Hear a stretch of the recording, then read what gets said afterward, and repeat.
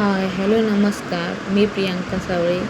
मी माझ्या चॅनलमध्ये तुमचं स्वागत करते.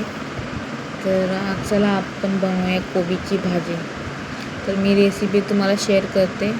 तर याच्यामध्ये मी तेल टाकून राई टाकले आणि त्याच्यानंतर मग कढीपत्ता टाकलेला आहे.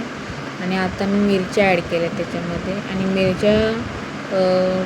मिरच्या टाकल्यानंतर मी मग कांदा ॲड केला आहे. तर कांदा पूर्ण भाजू द्यायचा, जरा लाल झाला पाहिजेत कांदा. मी आधीच सगळं साहित्य जे कांदा, टॅमॅटो, मिरच्या हे सगळ्या आधीच मी असं कट करून ठेवल्या होत्या बारीक चिरून. तर मी आता कांदा टाकून घेतलेला आहे. चम्मचने थोडं मस्त असं परतून घ्यायचं, सर्व एकजीव करून घ्यायचं.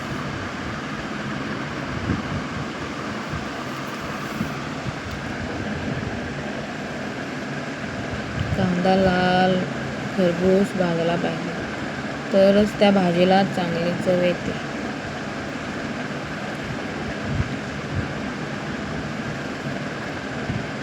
चांगला कांदा परतून घ्यायचा असा.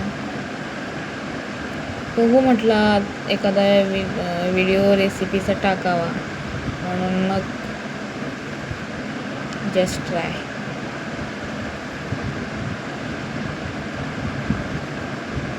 कांदा खरपूस भाजून घ्यायचा. आणि ही भाजी खरंच सगळ्यांना खूप आवडली. मी ही जी भाजी बनवली ती मुलांनी खाल्ली आणि माझ्या भावाने पण खाल्ली आवडीने भाजी.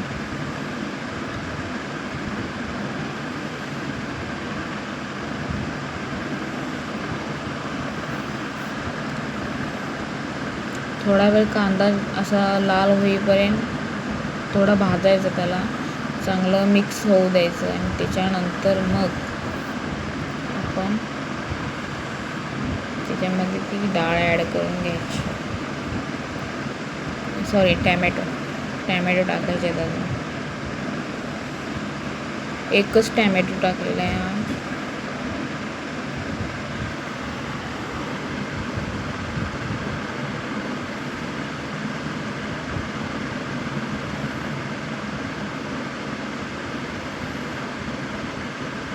हा टॅमॅटो असा एकजीव करून घ्यायचा पूर्ण मस्त.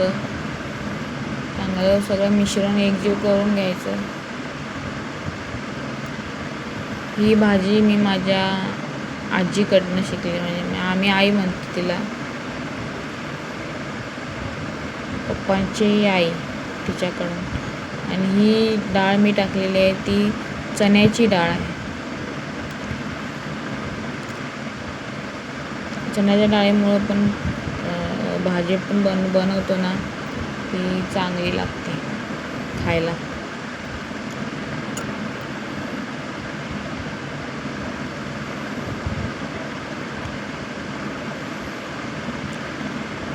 थोडा वेळ थांबायचं आहे, असं एकजीव असं शिजलं पाहिजे ते व्यवस्थित. हे मिश्रण जर व्यवस्थित शिजलं ना, तर भाजी एक नंबर होऊन जाते आणि जास्त उशीर पण लागत नाही कोबीची भाजीला. आणि त्याच्यानंतर मी आता ही हळद ॲड केली याच्यामध्ये.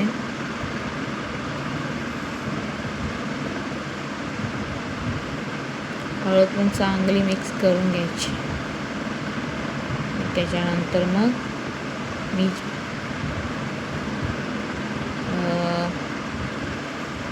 चिरून एक कोबी बघा वॉश केलेला आहे, स्वच्छ धुवून चिरून कोबी मी याच्यामध्ये टाकलेला आहे. तर मस्त असा मिक्स करून घ्यायचा. तुम्हाला दिसतोय हा चॉपरमध्ये मी बारीक केलेला कोबी आहे. माझ्याकडे जे चॉपर आहे त्याच्यामध्ये खूप साऱ्या भाज्या आहेत, त्या मिक्स एकदम मस्त बारीक होऊन जातात.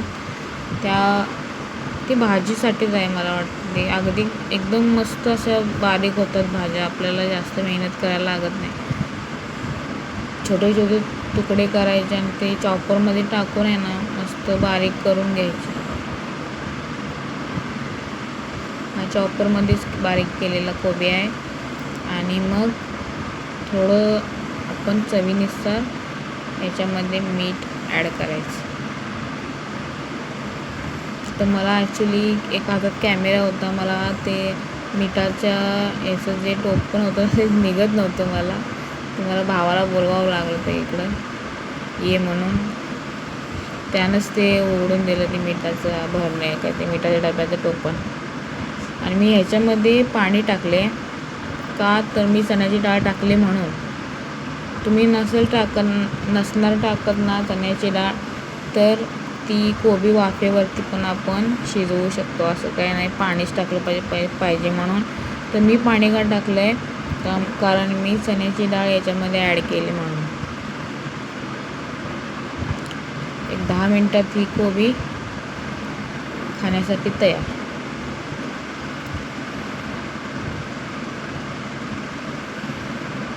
एकदम घट्ट बसलं होतं, टोपण निघत नव्हतं मला एका हातानं. ते भावाला बोलवून मी टोपण ते उघडायला लावलं. हे बघा, मी चवीनुसार मीठ टाकलेलं आहे याच्यामध्ये, कारण थोडंच मीठ वापरते मी, कारण ते चपातीमध्ये पण आमच्या इथं मीठ टाकतं. चपातीच्या पिठामध्ये पण मळताना पीठ टाकतात. त्यामुळं भाजीमध्ये थोडं नमतं मीठ टाकायचं, थोडं मीठ टाकायचं. एक वेळ घेऊन खाऊ शकतो मीठ, नाही का. पण ते जास्त झालं ना त्याचं काही करू शकत नाही, म्हणून मग चवीनुसारच टाकायचं ते. आमच्या घरी भात बनवतो, त्या भातामध्ये पण मीठ असतं, प्लस भाजीमध्ये पण मीठ असतं, प्लस जी चपाती बनवतो कणिक मळताना पण मीठ टाकावं लागतं. म्हणून थोडं मीठ टाकायचं. प्रत्येकात थोडं मीठ असलं पाहिजे. आणि असं झाकण ठेवून दिले मी. माझी भांडी आहेत घासायची, पण ती मी आता भाजी झाल्यानंतर माझी ऑलमोस्ट